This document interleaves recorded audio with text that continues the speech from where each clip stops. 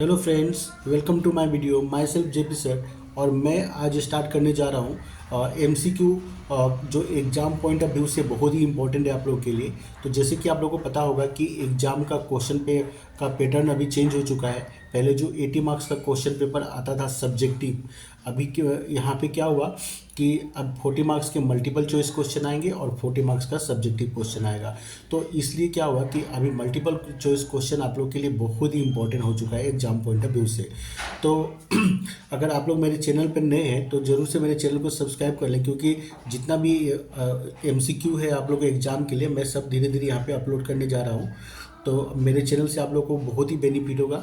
और सिर्फ अकाउंटेंसी ही नहीं, बिजनेस स्टडीज़ और बिजनेस मैथमेटिक्स एंड स्टेटिस्टिक्स मैं सबका वीडियो बनाता हूँ और यूट्यूब पे अपलोड करता हूँ। और बहुत सारा अब वीडियो मेरा ऑलरेडी अपलोड हो चुका है, तो आप लोग चाहे तो देख सकते हैं। तो चलिए आज हम लोग आज के स्टार्ट कर लेते हैं हम लोग। तो सबसे पहले क्वेश्चन आता है, which of the following is not a सब फील्ड ऑफ अकाउंटिंग। तो क्वेश्चन ये पूछ रहा है कि कौन सा अकाउंट्स का सब फील्ड नहीं है। तो ऑप्शन क्या है, management accounting, financial accounting, cost accounting और बुक कीपिंग। तो मैनेजमेंट अकाउंटिंग अकाउंटिंग का सब फील्ड होता है, फाइनेंशियल अकाउंटिंग भी सब फील्ड होता है, कॉस्ट अकाउंटिंग भी सब फील्ड होता है, किंतु बुक कीपिंग नहीं होता है। तो हम लोग का आंसर क्या होगा, बुक कीपिंग। ये नेक्स्ट, आज ये next question, book keeping is mainly concern with. तो पूछ रहा है कि बुक कीपिंग किससे रिलेटेड है, किससे कंसर्न है। तो जैसे कि आप लोगों को पता होगा कि बुक कीपिंग का डेफिनेशन क्या है, कि book keeping is an art of recording day to day business transaction in a systematic manner. तो बुक कीपिंग का काम है कि बिजनेस का ट्रांजेक्शन्स को रिकॉर्ड करना। तो फर्स्ट ऑप्शन है रिकॉर्डिंग ऑफ फाइनेंशियल डेटा, तो ठीक है। दूसरा है designing the systems in recording, classifying and summarising the recorded facts. Third हो गया interpreting the data for internal and external users. और नंबर 4 ऑप्शन हो गया नॉन ऑफ द अबव। तो इसका आंसर होगा रिकॉर्डिंग ऑफ फाइनेंशियल डेटा, क्योंकि book keeping का मेन काम क्या होता है कि ट्रांजेक्शन्स को या फाइनेंशियल डेटा को रिकॉर्ड करना। उसके बाद क्वेश्चन नंबर 3 देखिए। तो क्वेश्चन नंबर 3 में क्या बचा है कि financial statements are part of. तो फाइनेंशियल स्टेटमेंट किसका पार्ट है। तो ऑप्शन है accounting, bookkeeping, management accounting और नॉन ऑफ द अबव। तो इसका आंसर होगा अकाउंटिंग, क्योंकि फाइनेंशियल स्टेटमेंट में क्या आता है, trading account, profit and loss account, balance sheet, cash flow statement. तो these are the parts of accounting. तो इसका राइट आंसर होगा अकाउंटिंग। उसके बाद में नेक्स्ट क्वेश्चन नंबर 4 देखिए, users of accounting information include. तो पूछ रहा है क्वेश्चन में कि ये नीचे दिया हुआ ऑप्शन में कौन कौन सा अकाउंटिंग इंफॉर्मेशन के यूजर्स हैं। तो आंसर दिया, ऑप्शन दिया क्रेडिटर्स, लेंडर्स, कस्टमर और ऑल ऑफ द अबव। तो मैं बता दूं क्रेडिटर भी अकाउंटिंग इन्फॉर्मेशन का यूजर होता है, लेंडर्स भी अकाउंटिंग इन्फॉर्मेशन का यूजर्स होता है, कस्टमर भी यूजर्स होता है। तो इसका आंसर आएगा ऑल ऑफ द अबव। उसके बाद में नेक्स्ट क्वेश्चन नंबर 5 देखिए, all of the following are functions of accounting except. तो बोला है कि नीचे दिया हुआ जितना ऑप्शन है ये सब अकाउंटिंग का फंक्शन है, कोई एक को छोड़ के। तो इसमें ऑप्शन क्या क्या दिया है, डिसीजन मेकिंग, मेजरमेंट, फोरकास्टिंग और नंबर डी दिया लेजर पोस्टिंग।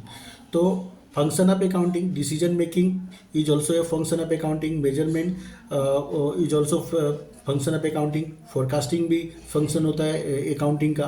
तो लेजर पोस्टिंग अकाउंटिंग का फंक्शन नहीं होता है, क्योंकि ये मेनली बुक कीपिंग का फंक्शन होता है। ठीक है, तो इसका आंसर होगा लेजर पोस्टिंग। नेक्स्ट हम लोग क्वेश्चन देखते हैं, क्वेश्चन नंबर 6। तो क्वेश्चन नंबर 6 में दिया है कि financial statements do not consider. तो फाइनेंशियल स्टेटमेंट किसको कंसीडर नहीं करता है। तो ऑप्शन दिया हुआ है assets expressed in monetary terms. ठीक है, तो एसेट्स को हम लोग मॉनेटरी टर्म्स में हम लोग कंसीडर करता है, और यहाँ पे क्या पूछा है, डू नॉट कंसीडर। तो ये बात ध्यान रखना है। तो एसेट्स को तो कंसीडर किया जाता है जो मॉनेटरी टर्म्स में दिया हुआ है। Liabilities expressed in monetary terms, it is also considered. Next, only assets expressed in monetary terms. तो एसेट्स को भी कंसीडर करता है मॉनेटरी टर्म्स में। Assets and liabilities expressed in non monetary terms, तो इसको कंसीडर नहीं करता है, क्योंकि जो मॉनेटरी टर्म्स में है सिर्फ वही रिकॉर्ड किया जाता है, non monetary items are not recorded here. उसके बाद में नेक्स्ट है question number 7। On January 31 Shyam paid rent ₹10,000, this can be classified as, तो बोला कि 31 जनवरी को श्याम ने 10,000 रेंट पेड किया, तो इसको हम लोग कैसे क्लासीफाई करेंगे? क्या ये एक इवेंट है या ट्रांजेक्शन है, या transaction as well as event है, या neither a transaction nor an event? तो ये 4 ऑप्शन दिया है, तो इसका करेक्ट आंसर होगा ये ट्रांजेक्शन। उसके बाद में question number 8, internal user of accounting information, तो अकाउंटिंग इन्फॉर्मेशन आर, तो कौन कौन सा इंटरनल यूजर होता है अकाउंटिंग इन्फॉर्मेशन को? तो मैं आप लोगों को बता देता हूँ कि अकाउंटिंग इन्फॉर्मेशन के 2 टाइप्स के यूजर होते हैं, एक होता है इंटरनल यूजर और दूसरा होता है एक्सटर्नल यूजर। इंटरनल यूजर हम लोग किसको बोलते हैं? जो कंपनी के फर्म या ऑर्गेनाइजेशन के अंदर के जो लोग होते हैं उनको हम लोग बोलते हैं इंटरनल यूजर्स, और जो बाहर के होते हैं उनको हम लोग बोलते हैं एक्सटर्नल यूजर्स। तो ओनर भी इंटरनल यूजर्स है, क्योंकि वो कंपनी के अंदर के लोग हैं, मैनेजमेंट भी कंपनी के अंदर के लोग हैं, एम्प्लॉय भी कंपनी के अंदर के लोग हैं, तो इसका राइट आंसर होगा all of the above.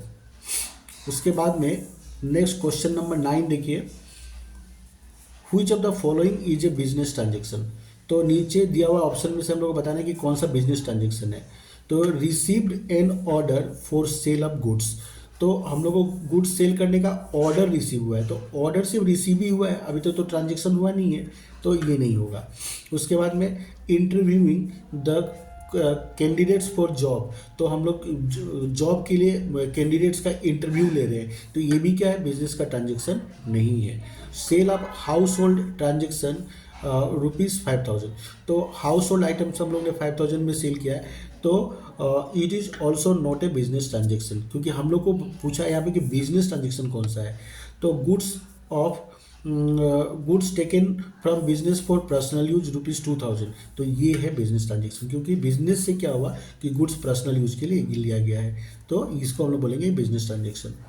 Next है question number 10, which of the following is not a limitation of accounting, तो हम लोग को बताना है कि कौन सा अकाउंटिंग का लिमिटेशन नहीं है। तो नंबर ये हो गया बेस्ड ऑन हिस्टोरिकल कॉस्ट, तो ये लिमिटेशन है। इनकम्प्लीट इन्फॉर्मेशन, तो ये भी एक लिमिटेशन है अकाउंटिंग का। एविडेंस इन लीगल मैटर, उसके बाद में नंबर हम 4 देते हैं, ओमिशन ऑफ क्वालिटेटिव इन्फॉर्मेशन, तो नंबर डी भी लिमिटेशन है अकाउंटिंग का।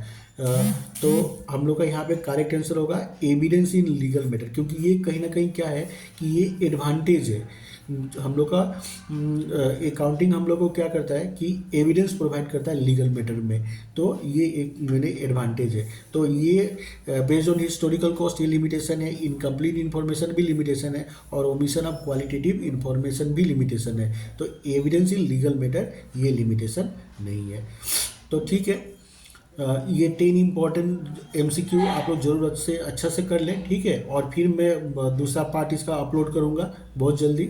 और अगर आप लोग ने मेरे चैनल को सब्सक्राइब नहीं किया तो ज़रूर कर ले, आप लोग को एग्जाम के टाइम पे बहुत ही बेनिफिट होगा। और please do like and share as much as possible. Okay, मिलते हैं नेक्स्ट वीडियो में, बाय बाय।